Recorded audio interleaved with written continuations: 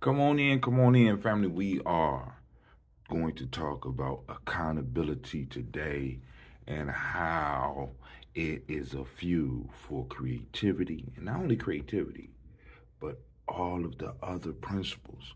So come on in. Let's talk. Let's talk. Let's talk.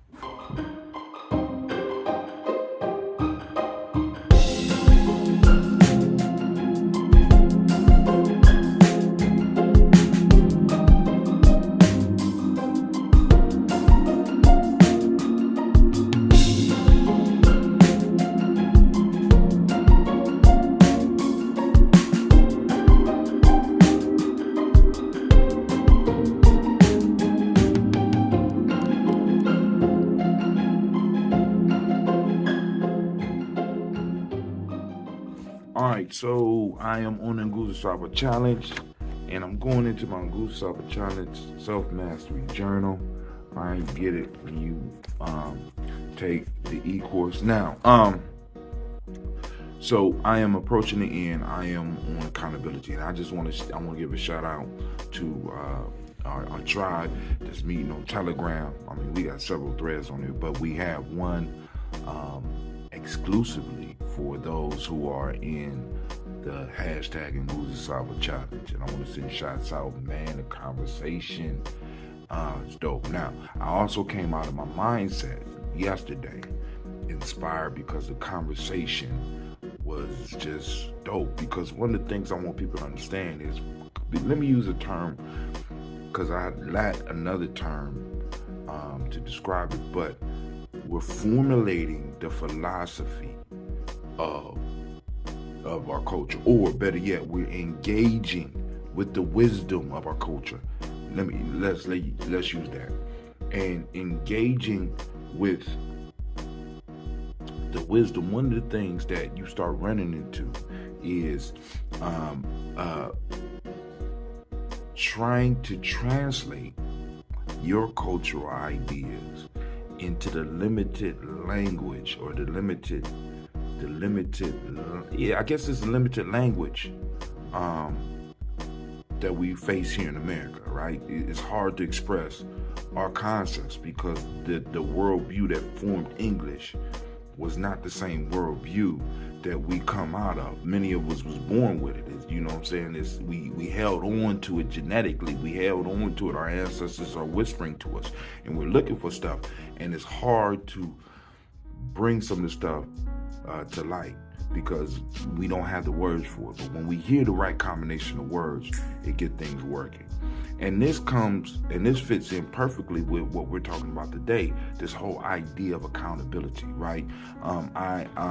In the talk, I said accountability spurs creativity, and I titled this accountability is fuel for creativity, or the Kuumba principle, right?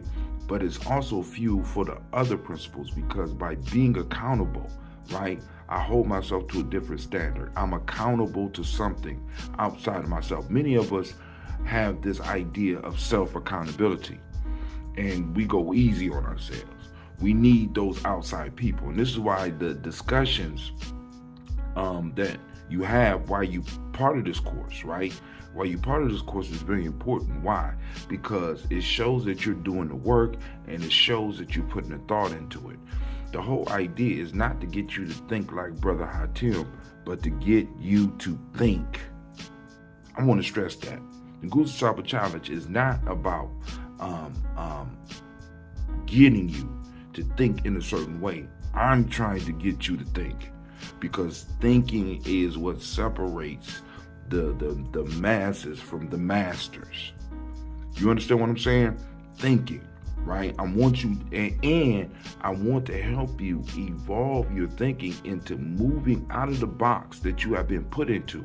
And what accountability does, when you start setting up accountability networks, it causes, or it forces you to have to move outside the box, because you're accountable to a system. You're accountable to a group, right?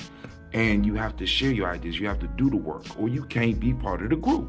Accountability is very clear. Either you do it, or, you know what I'm saying, you get left behind. You, boom, we passing you on. Boom, we putting you out. Accountability is a very serious thing. So when you are accountable to something higher than yourself, it pushes you to higher levels. All right. So when we talk about creativity, when I am accountable to Gye-Nyame, I'm able to get creative beyond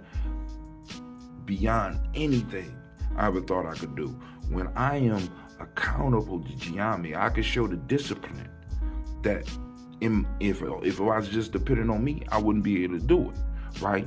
And when I'm accountable to my family, when I'm accountable to my tribe, it brings a different level out of me. A lot of people talking about going to these different levels, going to beast mode. You know what I'm saying? I'm a savage. I'm boom, boom, boom. You know what I'm saying? But what I'm telling you is, if you want to take that a step farther, figure out what you are accountable to. Build your accountability network or tribe. That's what we call it. You know, they take this, build an accountability network. Right? Who are you accountable to? Many of you, you grown, so you're not accountable to anybody. So go on and live your happy grown life. But I and mine, we're choosing that accountability network, which is basically which is a term, right? Accountability network. We just use the term tribe, right? So, this is Brother High Tim. I'm saying thank you for joining us on this journey, and I am out.